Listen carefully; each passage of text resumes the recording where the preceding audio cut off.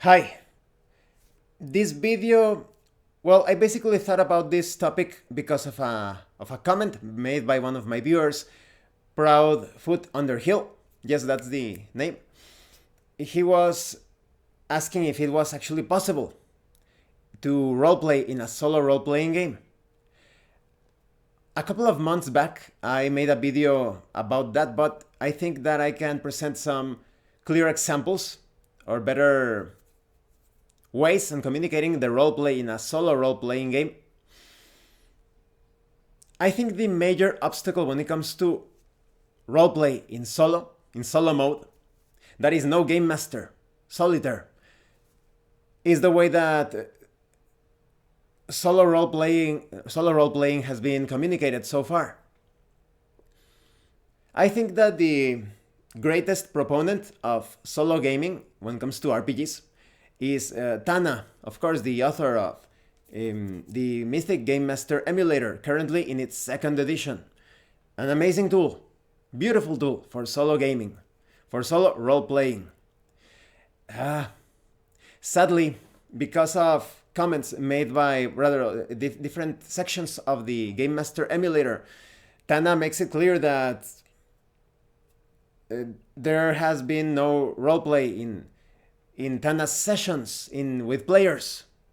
Maybe in solo mode, perhaps, but when it comes to playing in a group environment, because of the different sections in the Game Master emulator that say something like, as you would ask a real game master, just like you would be asking a real game master, just as you're framing questions, as you are framing questions to a game master. So it's obvious that Tana has been asking questions to a game master in when playing with a group. So yes, I have been sending my videos on Mythic Game Master Emulator Second Edition to Tana. Hopefully that will change things for the better. If not, well, you can only try, right? You offer people tools and they look at those tools and they say, oh, I don't want them, or maybe there is some truth to this roleplay and the immersion thing, right? But that's the major obstacle when it comes to roleplay in solo tabletop role-playing games. You still have that asking questions to the game master mindset, because that's the way that many emulators have been designed. You ask questions to the emulators, to the oracles, in order to move forward with the adventure, dynamically generating the content. Or if you're one of those that want to generate things beforehand and then play through the generated content, you can handle it like that as well, although I don't like that particular style.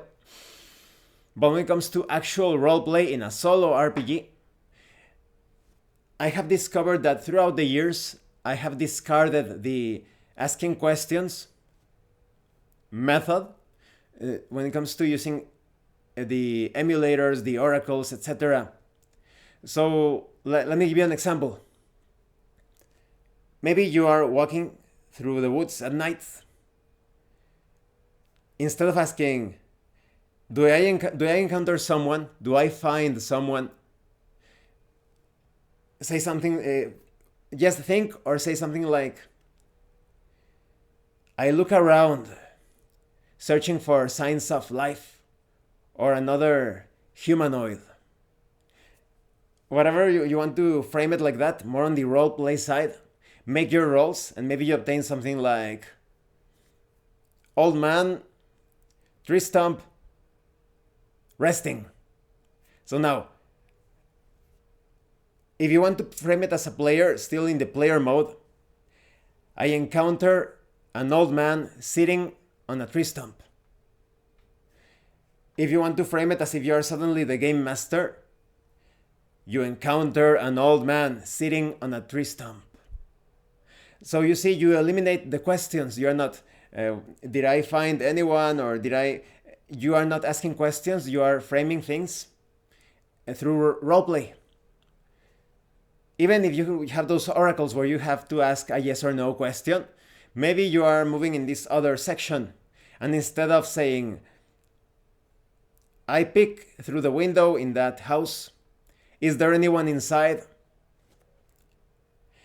I look through the window in that house. with the intention of finding someone inside. And then you make your roll to see if you get a yes or no. Yes would be you find someone, no, you didn't find anyone inside. So it's all about eliminating the questions by framing by framing things through a roleplay mindset. So that's all, that's it. You can roleplay any tabletop RPG in a solo way by framing things in a roleplay mindset.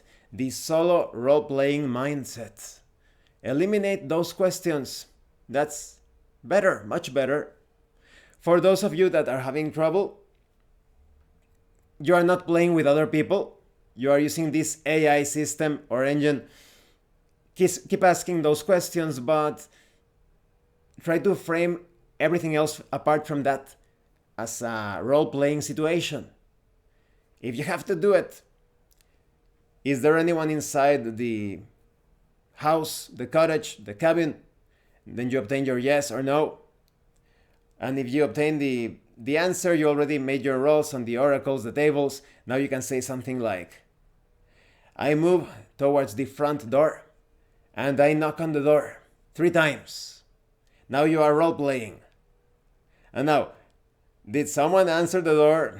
But like I said, better to eliminate it. You already know that you want to know if someone is going to answer the door or how they are going to react. You don't need to ask the question. Now you make your roll to see if you obtain a yes or a no, or if someone is answering the door, or maybe there is some sort of chaotic event. Maybe it's like a sort of mythic mechanic. You roll the doubles. The chaos factor indicates that there's going to be some unexpected thing going on or happening. That's it. So, for those of you that want to actually roleplay in a tabletop solo RPG session, get rid of the questions. Now, perhaps there are some people watching this video that have only been playing tabletop role-playing games in solitaire mode. They could be thinking, roleplay? What is this roleplay thing about? Please check out the links in the description, specifically the role-playing acting confusion video. It's going to make a lot of things clear. Well, thank you for watching this video.